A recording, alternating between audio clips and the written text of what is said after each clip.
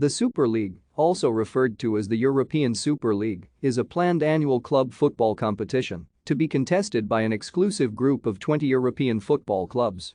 As a breakaway competition, it is planned to rival or replace the UEFA Champions League, Europe's premier club football tournament organized by UEFA. After long speculation about the formation of a European Super League, the competition was established by 12 clubs in April 2021, with 3 more anticipated to join. These 15 founding clubs are permanent participants in the competition, which they will govern. An additional 5 teams will be able to qualify annually for the competition based on their performance in the previous season.